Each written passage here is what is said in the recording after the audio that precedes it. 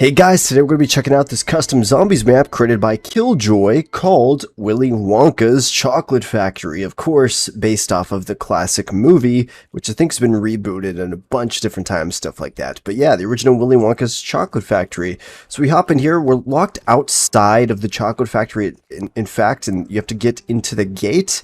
And the gate actually has a requirement on it, and it says you need to get a golden ticket, you need about 5 grand, and you need to survive 5 rounds. So I am running the Pegasus mod, which is also created by Killjoy, and I just kind of stayed out here in the spawn area killing zombies, and I noticed every time you kill a zombie actually, they would drop a chocolate bar, and you could open it up, and I assume you just eat it or consume it because you get a small speed boost every time you eat one, so that's pretty cool. So thanks to my Pegasus mod as well, I do start off with the RK5, I get a free random perk on spawn, I have my smoke grenade, which I don't think I even use in this map, and I get to spawn with the Bowie knife because I'm such a high rank, of course, and I unlocked all that stuff. But here in the spawn, there's a couple things you can buy, so I picked up Quick Revive, and I picked up the shield eventually, which the icon for it was a little Scooby shield, and of course we are playing as the Scooby-Doo characters. I'm only playing solo, so I'm just playing as Fred, and of course the mystery machine is right behind me. So I assume the story of the map is sort of like the Scooby crew is investigating a mystery at this chocolate factory to see what's going on, basically. But it turns out there's zombies here, and they're Killing Floor 2 holiday-themed zombies, which is awesome to see. I love seeing Killing Floor 2 stuff. And I didn't know it at the time, but there was this purple glowing zombie that if you let him hit you, he will actually take your gun. So I didn't really notice that at the time, but I eventually figured that out. So once I was on about round 5 or so, I killed a zombie and he finally dropped the golden ticket, so I just had to survive another round, and then I was able to open up into the chocolate factory's out front area. I opened another door where I actually found a power switch, and I did notice these kind of soul box type things on the wall. There was 3 of them in different locations in this section, and also I just want to point out this map was quite challenging, I'm not gonna lie. There was no jug or double tap yet, but we did manage to get power on. And I did read the Easter egg guide that the first step after getting in really was to fill up the soul boxes with chocolate, and it seems that the dog round were these chocolate bunnies.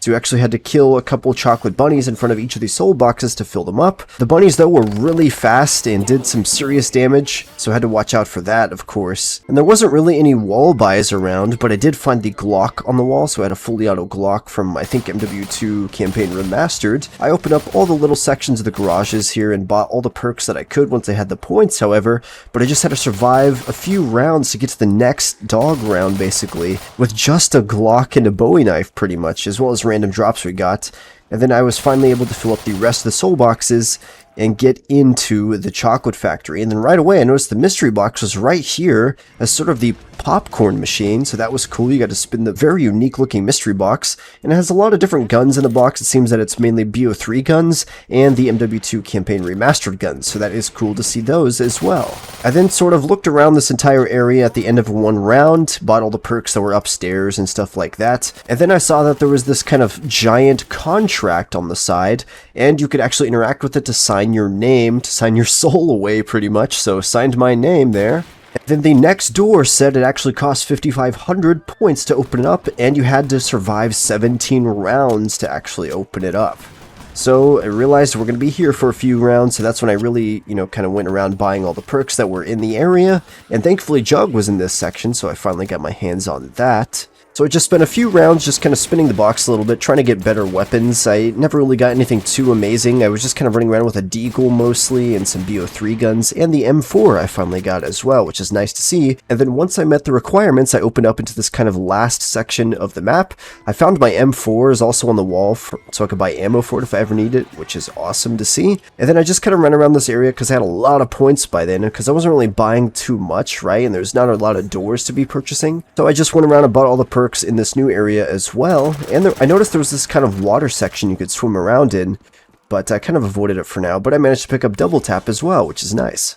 I should mention that I did pick up Willy Wonka's hat a little bit earlier as well after I'd signed the contract and killed some zombies and survived for a while back in the other area, and that is a step of the Easter egg, so I figured I'd just mention that also. I was then curious where Pack-a-Punch was because the zombies were actually kind of tough.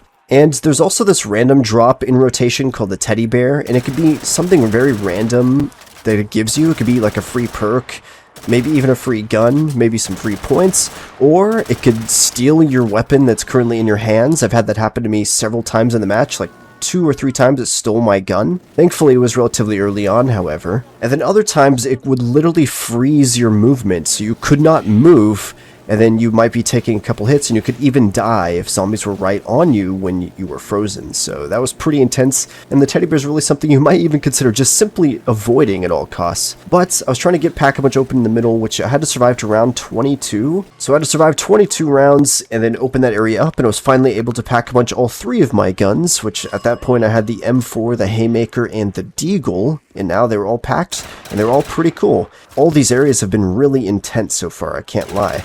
I then read that the next step of the Easter egg was to actually use explosives behind the waterfall to blow open a secret area. So it kind of just threw a bunch of grenades behind the waterfall in the water section and just hoped for the best, basically. So then after I survived a few rounds and Pack-a-Punched a few more times, I kept a zombie around because I didn't know if I was going to get screwed by swimming in the water or not, so I swam through the water over towards the waterfall area, and I noticed this kind of tube, and if you went under it, it actually sucked you up into this kind of secret area. So that is cool that it has kind of a suction animation. I then saw a gobblegum machine, so I just spun that right away, and then I noticed there's this elevator here that requires Willy Wonka's key. But then I just kind of searched around back here, looking in this kind of secret area, picking up perks. I found PhD back here also. And in a sort of hidden location below, inside the water, I was actually able to find Widow's Wine, so that was cool to see there also. But I was then looking for a place to place Willy Wonka's hat somewhere back here because we had it. I found this sort of ritual table, and I just kind of held interact all over it. And I killed the last zombie, and I was looking around a little bit more.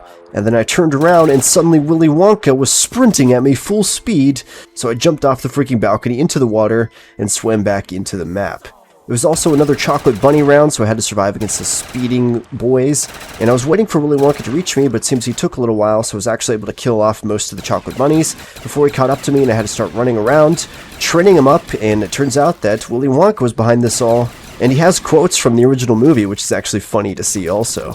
He had quite a bit of health with even my Pack-a-Punch guns. It was taking a while to kill him, but after just a few minutes of training him around and emptying like all my guns into him, especially the Haymaker, the Deagles, the M4, everything like that, he finally died and dropped his golden key. So I then immediately jumped into the water and swam to the tube once again, where it shot me up to the balcony, and I was then able to use the key to access Wonka's elevator.